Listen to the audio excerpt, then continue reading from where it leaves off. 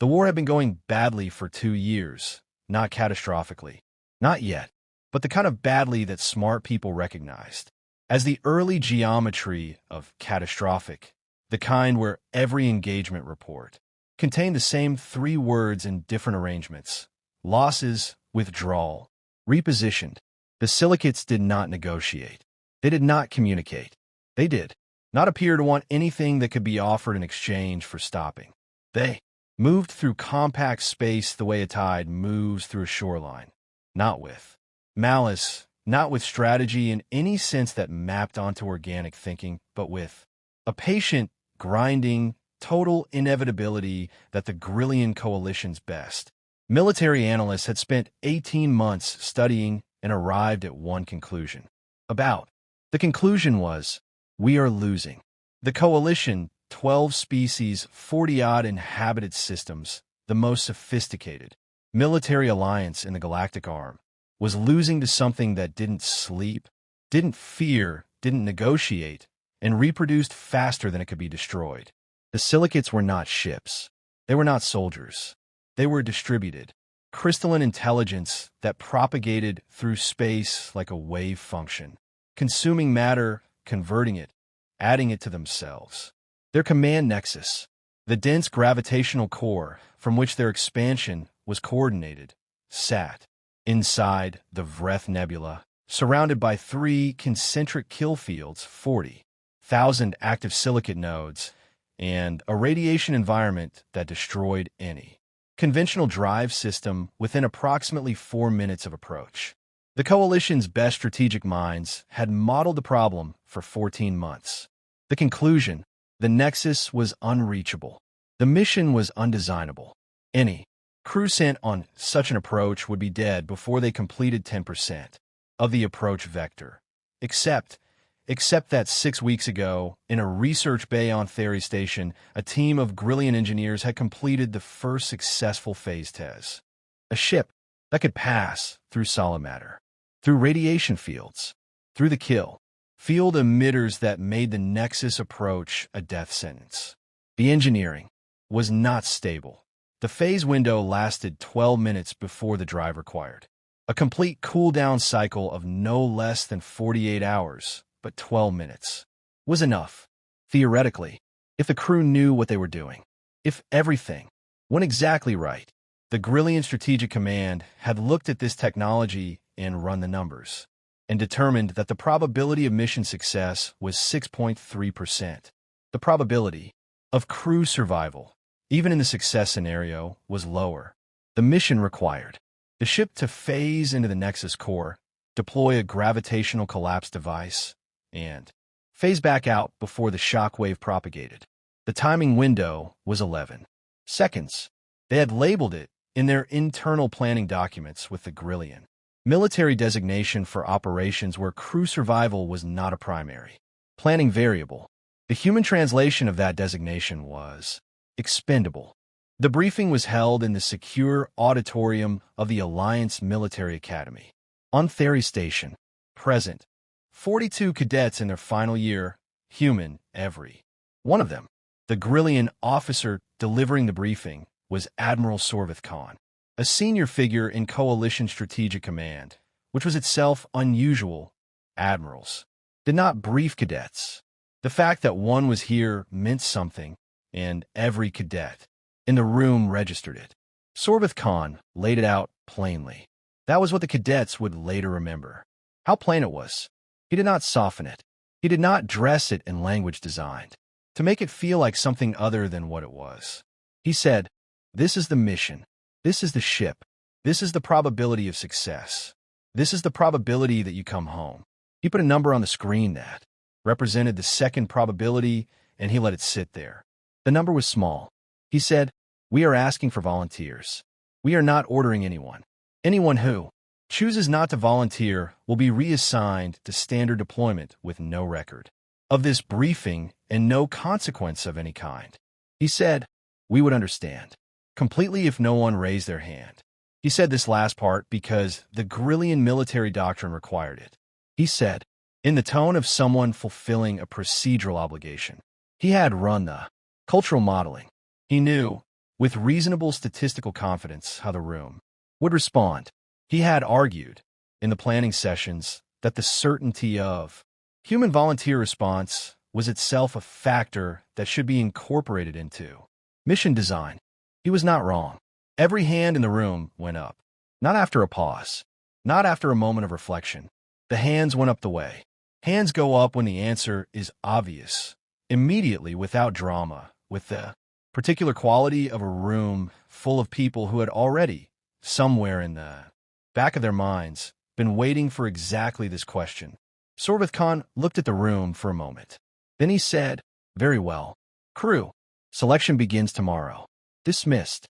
He left the auditorium. In the corridor outside, his aide, a younger Gryllian officer named Vethron, who had been watching through the window, fell into step beside him. "All of them," Vethron said. "Yes. Did you expect that?" Sorvith Khan considered this. "I expected the majority, not unanimity." They walked in silence for a moment. "Sir," Vethron said carefully, "the mission parameters, the 11-second window." If the crew understood the full, they understood the probability figure. "Yes, sir, but they didn't know about the—" "No," Sorvith Khan said. "They didn't."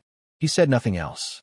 Vethron, who was young enough that this bothered him more than it would in 10 years, said nothing either. 6 cadets were selected. Lieutenant Mara Okafor, 24, from Lagos, Earth, top of her cohort in Tactica Navigación. Pilot. Ensign James Reyes, 23, from Monterey, systems engineering specialist. He had rebuilt the Academy's simulation drive twice because he was bored with the standard configuration and wanted to understand what the limits actually were. Drive officer.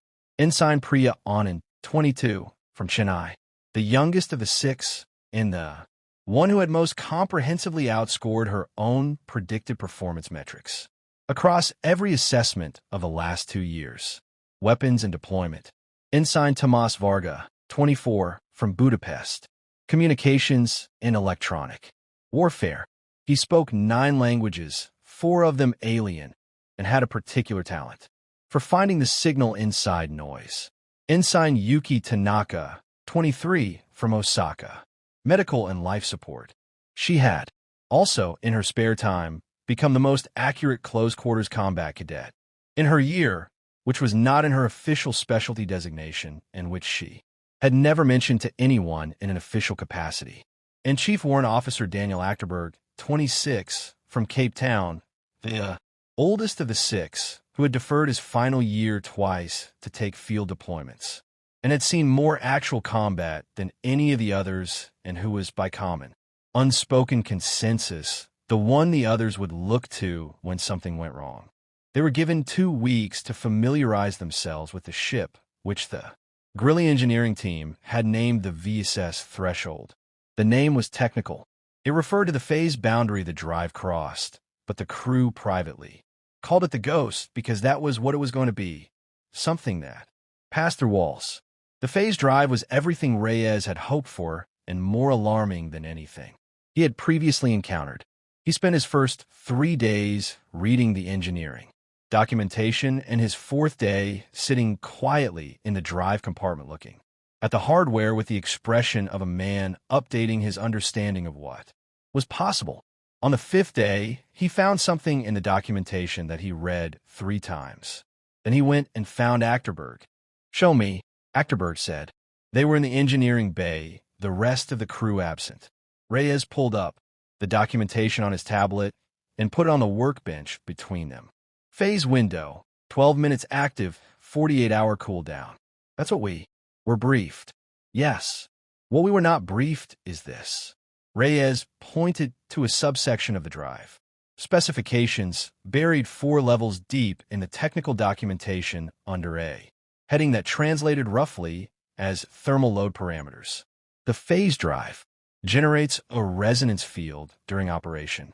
While we're phased, the field extends approximately 40 meters in all directions. Everything inside that field phases with us. Achterberg looked at him. Everything. Matter, energy, radiation. The silicate kill field emitters. While we're in phase, they're inside the field too. They can't fire because they're in the same phase state we are. That's good. Yes. Here's the part that is not good. Reyes moved his finger to the next paragraph. The resonance field interacts with the gravitational collapse device we're carrying, not destructively, but the interaction produces a secondary phase cascade that the drive cannot compensate for. Meaning once we deploy the device and it arms, we cannot phase out. The engineering bay was very quiet. We're locked in, Achterberg said. We're locked in. From the moment the device arms to the moment of detonation. 11 seconds, we cannot phase. The drive is non-functional. We're solid, inside. The nexus core, 11 seconds before a gravitational collapse event. And the documentation doesn't include a solution. The documentation doesn't mention it as a problem. It's listed under expected. Operational parameters. Like someone wrote it down and decided it wasn't relevant to the mission design. Achterberg was quiet for a long moment. He looked at the tablet. He looked at Reyes. Then he said, "Does anyone else know you found this?" "No." "Good. Don't tell them yet." He picked up the tablet. "I need to think." Achterberg did not sleep that night. He sat in his bunk and worked through it. From every angle, and no matter how many angles he tried, it came out the same way. The 6.3% mission success probability. That number had been presented as the probability that the mission succeeded, nexus destroyed, war potentially turned. It had not been presented as the probability of crew survival, which Sorvithcon had acknowledged separately as lower. Much lower, they had been told but not given. A figure 4. Now Achterberg had the figure 0. Not statistically close to 0. Not the kind of 0 that meant very unlikely, but theoretically possible if everything went right. Actual 0, baked into the physics of the drive system, documented and apparently accepted by the engineering team and by whoever in Gryllian Strategic Command had signed off on the mission. Parameters. They had not been sent on a suicide mission. Suicide missions involve the possibility, however slim, that you might make it. The crew of the Ghost had been sent on something with a different name, something that in human military history was called a sacrifice play. You don't send a piece you intend to retrieve.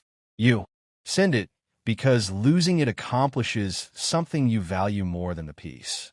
The crew of the Ghost were not soldiers being asked to risk their lives. They were a delivery mechanism. Achterberg thought about this for a long time. He thought about the briefing room, and every hand going up, and Sorvithcon's face as he'd looked at them. He thought about what that face had looked like and reinterpreted it now with new information. It hadn't been moved. It hadn't been humbled or awed or even particularly grateful. It had been satisfied. The look of someone watching a calculation confirm itself. By 0300 he had made 2 decisions. The first, tell the crew all of it, everything Reyes had found. The second, figure out if Reyes was wrong. He told them at 0600 in the drive compartment with the hatch locked. He laid it out the same way Reyes had laid it out to him. Here is what we were told. Here's what the documentation actually says. Here is what the discrepancy means. He did not editorialize. He presented it as a problem because that was what it was, and these were the 6 people he trusted to help solve it. The room was quiet for approximately 8 seconds after he finished. Then Anand said, "They knew." Not a question. "The documentation is 4 levels deep," Reyes said. "It doesn't read like an oversight. It reads like information that was present and not included in the mission briefing. So they needed a crew that would volunteer without knowing this," Okafor said. "And they needed it to be a crew that would actually be capable of completing the approach, or the device doesn't get deployed and the whole thing is pointless. A crew competent enough to die in the right place," Tanaka said. Her voice was very even. Another silence. Varga, who had been quiet longest, said, "What are our options?" 3, Achterberg said. 1. We report this to the Academy Command and withdraw from the mission. 2. We proceed with the mission as designed and accept what that means. 3. we find a way to change what the mission means. Option 1 means the coalition finds another crew, Okafor said, or decides. The mission isn't viable without human volunteers, and the war continues on its current trajectory. Yes. Option 2 means we die. Yes. So we're talking about option 3, Reyes said. He had been staring at the drive housing since the meeting started, and I've been thinking about option 3 since about 4 in the morning. He looked up. The phase cascade happens because the device arms on a standard timer sequence. The resonance interaction begins at arming and locks the drive. But arming and deploying aren't the same event. If we could separate them, if we could deploy the device on arm and arm, remotely after we've phased back out, the device is designed for arm deployment, Anand said. The arming sequence is internal, automatic on deployment. That's the factory configuration, Reyes said. I've had the device schematics for 9 days. He pulled up his tablet. On the screen was a technical diagram, covered in handwritten annotations in 3 colors. The arming sequence is a triggered cascade, mechanical, then electronic, then detonation. If you interrupt the mechanical trigger and replace it with a remote electronic signal, you can deploy the device cold and arm it after we're clear. How long is the modification? Achterberg asked. I've been thinking about that too. Reyes set the tablet down. If I start now and don't sleep, I can do it in 70 hours. We launch in 96. Yes. Everyone looked at the tablet. Then everyone looked at Reyes. What's the failure mode? Anand asked. She was already leaning over the diagram. If the remote signal fails to transmit after we phase out, the device doesn't arm and doesn't detonate. Mission failure. We come home and the war continues. And if we transmit and it arms correctly, nexus collapses. We're already phased out. We go home. And if something goes wrong during the modification that we don't catch, Reyes looked at her. Then either the device fails to deploy, which is a mission, abort, or it arms during deployment and we're back to the original parameters, which we already know about, Tanaka said. Which we already know about, Reyes agreed. Achterberg looked around the room. He did not take a vote. He did not make a speech. He said, Reyes, tell me what you need. Everyone else, we keep doing our jobs, and we tell no one outside this room. If they find out what we know, before we launch, they pull us and find a crew that doesn't know. He paused. Questions? No questions. They got to work.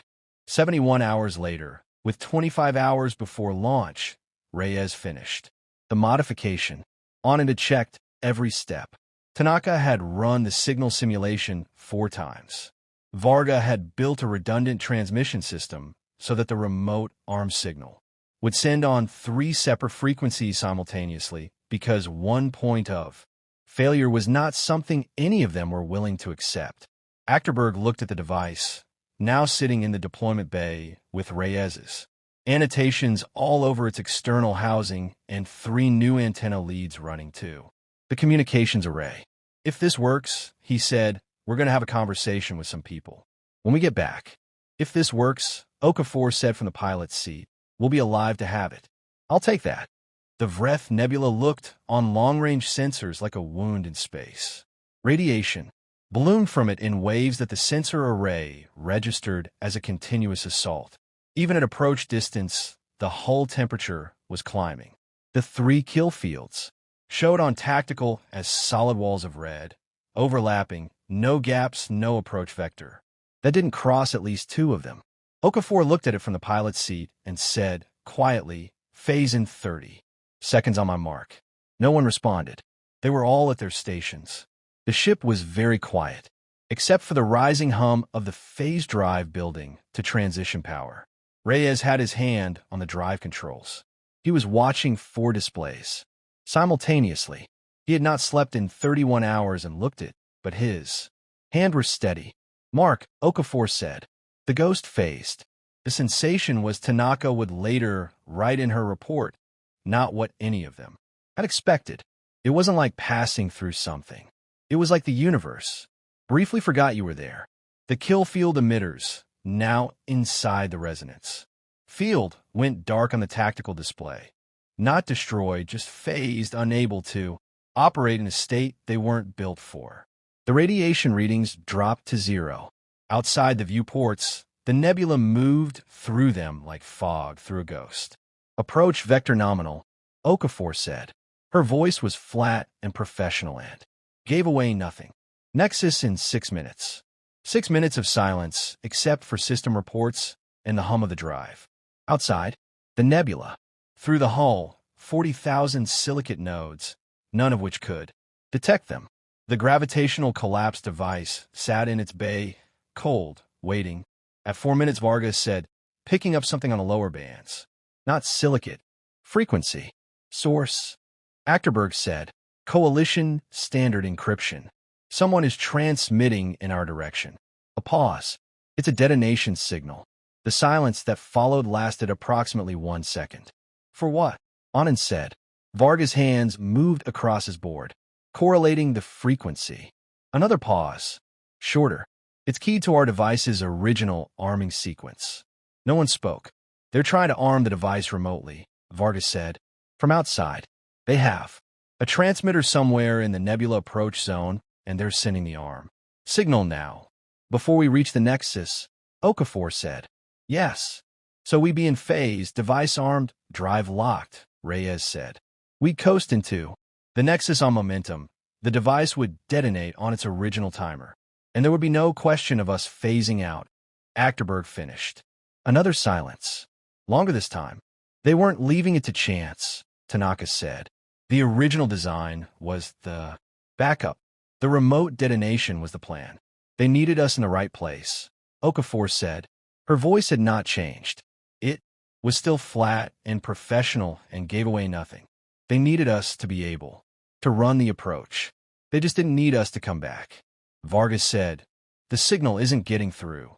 The phase field is blocking it. We're outside their signal's reach. The resonance field attenuates external transmissions, which they would have known, Anand said, which means the signal was designed to hit us before we phased or during the transition window. We phased early, Okafor said. I ran the phase initiation 8 seconds ahead of the briefed window. Good feeling. The approach vector had a radiation spike, and I didn't like it. 8 seconds. The margin between catching the signal and not catching it was 8 seconds, because a 24-year-old pilot from Lagos had looked at a radiation spike and trusted her instincts. Achterberg looked at the tactical display. Nexus 2 minutes out. Varga, he said, can you record that transmission? Already recording. Everything. Every frequency. Full timestamp. Point of origin if you can get it. I can get it. Good. Achterberg looked around the cockpit. 6 people, none of whom looked surprised, all of whom looked like they were doing their jobs, which was the most human thing he had ever seen. We complete the mission. We deploy cold. We phase out. We transmit the arm signal on Varga's redundant array, and we go home. And then, he paused. We have that conversation. The Nexus deployment took 43 seconds. Phase in. Device deployed cold into the Nexus core. Reyes's modification holding. No cascade. Drive fully operational. Phase out. Varga's triple redundant signal. Firing on all 3 frequencies simultaneously the moment they cleared the field. 11 seconds later, behind them, the Vreth Nebula produced a light they could see from 4 AU away, even through the phase field. The gravitational collapse of the Silicate Command Nexus propagated outward at the speed of physics, and 40,000 coordinated nodes across Coalition space went dark simultaneously, and the war, which had been going badly for 2 years, changed in the span of less than a minute. The Ghost surfaced from phase in clear space, hull intact, drive nominal all 6. Crew present and alive. Okafor set a course for Theory Station. She said nothing. She didn't need to. Behind them, the nebula was cooling. Ahead, a war was ending. And in Vargas, communications array, a recording sat in a sealed file, time-stamped, source, located, fully encrypted, of a Coalition Command frequency broadcasting a detonation signal at 6 human cadets who were supposed to be too dead to wonder. where it came from. Admiral Sorvith Khan was in the station command center when the confirmation came through. Nexus collapse confirmed. Silicate network disruption across all monitored sectors. Around him, the command center responded the way command centers respond to the sudden end of a 2-year catastrophe, with the particular stunned relief of people who had been holding their breath for so long they had forgotten what it felt like to exhale. He stood very still in the middle of it. The ghost was not supposed to have survived. The mission had been designed with exactness, the remote detonation signal, the timing, the specific window during phase transition when the field attenuation dropped enough for the signal to penetrate. He had run the calculation himself. He had signed the operational order himself. The logic had been clean. The mission required the crew, and the mission required the crew to not return, and human cadets were, statistically, the one population that would volunteer for the former without needing to know about the latter. It had been, from a purely operational standpoint, elegant. The communication request from the ghost arrived while he was still processing the confirmation. He accepted it. On the screen, Achterberg. Behind him, the rest of the crew. All 6 alive, looking at him. Sorvith Khan said nothing. He was recalibrating. Achterberg said, "Admiral, we're transmitting a file to Coalition Command, Academy. Command, the Alliance Diplomatic Office, and the human delegation to the Compact Council simultaneously. The file contains a recording of a Coalition command frequency broadcasting a specific signal at our vessel during the approach phase of a mission. The signal correlates to the original arming sequence of the deployment device we were carrying. We've included the technical documentation from the drive specifications describing the phase cascade that would have prevented us from phasing out after arming." Sorvith Khan said nothing. "I want to be precise about what I am not saying," Achterberg said. "I am not saying the Coalition wanted the war to continue. I am not saying the people in that room valued our lives at 0. I think the calculus was probably more complicated than that, and I think some of the people involved would say they believed they were making the only rational choice." He paused. "I am saying that you made that choice without our knowledge or consent, and that when you did, you stopped treating us as soldiers and started treating us as a weapon. And I think the distinction matters." The command center around Sorvith Khan had gone very quiet. He was aware of people listening. He was aware that the file had already transmitted that this conversation was already beyond the point where management was possible. He said, because it was all that was accurate, "You modified the device." "Ensign Reyes modified the device," Achterberg said, "in 71 hours, working from documentation you gave us, with a modification so clean it held, through full operational deployment. Because we read your documentation more carefully than you expected, and because when we found out what it meant, we decided it was a problem worth solving rather than a fate worth accepting." Pause. "That is also something you should have anticipated. With respect, Admiral." Sorvith Khan looked at the 6 faces on the screen. Young. All of them. The youngest 22 years old. He thought about the briefing room, and every hand going up. He thought about what he had felt watching that. The satisfaction of a calculation confirming. He thought about what that said about him, and about the 48 hours between that moment and this one, and about the specific quality of the silence in the command center around him right now. He said, "What do you want?" Achterberg said, "We want the same thing we wanted when we raised our hands. The war won." He glanced to the side at something off screen. "Looks like we got that. As for the rest, that's not our decision. That's the councils and the alliances and whoever ends up in the room for that conversation." He looked back at the screen. "We're coming home, Admiral. Please have someone meet us at the dock." The screen went dark. Sorvith Khan stood in the center of his command room, surrounded by the sounds of a war ending, and thought about the math he had done and the math he had not done, and the specific variable he had failed to account for. Not courage. He had accounted for courage. Courage was predictable. It was the reason they had volunteered. What he had not accounted for was the other thing, the thing that sat alongside, the courage and made it into something different, the thing that looked at a sealed technical document 4 levels deep in a drive specification and read it.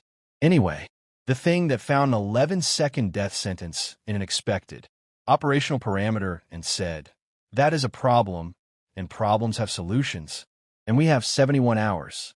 The refusal to accept the premise. He had modeled humans extensively. He had read the literature. He had believed. He understood them. He had understood about half. The ghost docked at Theory Station 14 hours later. There was a reception of sorts, the kind that assembles itself when word has spread through a station in ways that official communication cannot outrun.